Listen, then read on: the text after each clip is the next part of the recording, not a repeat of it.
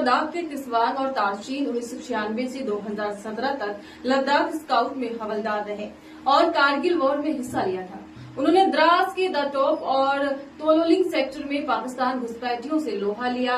ये जाबाज 24 सितंबर को लेह में हुए विरोध प्रदर्शन के दौरान गोली लगने से वहां पर मारा गया।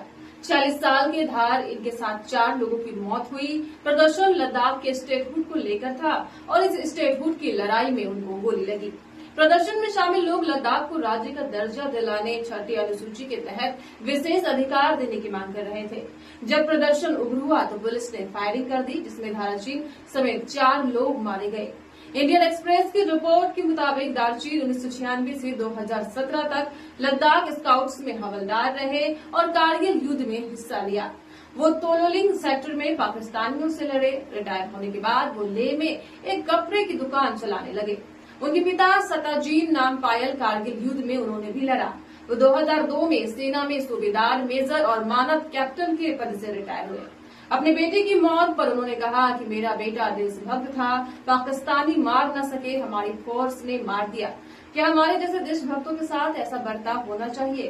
परिवार का आरोप है कि दारचीन के शरीर पर लाठी के निशान भी है, जिससे लगता है कि उन्हें गोली मारने से पहले पीटा गया था। परिवार ने दारचीन की मौत को हत्या बताया। दारचीन की पत्नी ने घटना की निष्पक्ष जांच की मांग की। वो कहती है कि फायरिंग का आदेश किसने दिया, किसने गोली मारी, रबर बुलेट, आंसू गैस से भीड़ को काबू क्यों नहीं किया गया? हम इसलिए हैरान हैं कि हमारे खुद के लोगों ने उन्हें मार दिया। ये बहुत गंभीर सवाल है। ये सवाल लद्दाख का नहीं, ये सवाल है इस देश के हर नागरिक का। क्या आप अपने देश में विरोध की उठने वाली आवाजों, किसी मांग को लेकर प्रदर्शन करने वाले प्रदर्शनकारियों, कार्यकर्ताओं, छात्रों, सामाजिक कार्यकर्ता और किसी आतंकवादी में फर्क नहीं कर पाते? किसी देशद्रोही में फर्क नहीं कर पाते हैं? जो सत्ता से सवाल करे, जो सत्ता के नीतियों का विरोध करे, उनकी गलत नीतियों पर सवाल खड़े करें। आप उसको देशद्रोही करार दे देते हैं या ये इतना आसान नहीं है।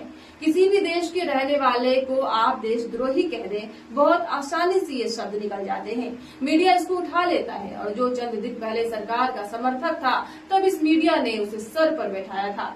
चंद दिन पहले यही शख्स जो सिर्फ पर्यावरण, सामाजिक सौहार्द, सड़क पानी की बात कर रहा था तो बहुत अच्छा था, लेकिन जैसे ही उसने अपने राज्य के अधिकार की बात करनी शुरू कर दी, राज्य के रहने वाले लोगों के अधिकार की बात करनी शुरू कर दी, सरकार को उसके वादे पलट के याद दिलाने शुरू कर दिए। वो देशद्रोही हो गया। उसका लिंक विदेश के तमाम एजेंसियों से शुरू कर दिया गया। पाकिस्तान से नाता जोड़ दिया गया, चीन से नाता जोड़ दिया गया। उसके एनजीओ के लाइसेंस को आप रद्द कर देंगे। किसी दूसरे देश के मीडिया संस्थान में जाकर अगर कोई इंटरव्यू दे दे तो क्या देशद्रोही हो जाएगा?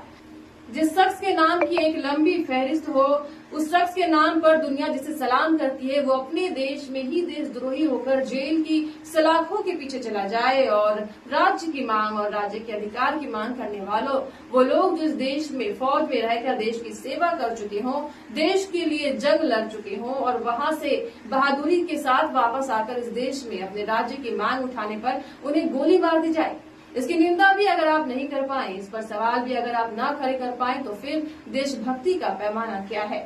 सिर्फ क्रिकेट मैच देखना, क्रिकेट मैच पर तालियां बजाना, किसी ट्रॉफी को उठा देना और उस ट्रॉफी के इर्द गिर्द हुड़दंग करना, ये देशभक्ति रह गई है।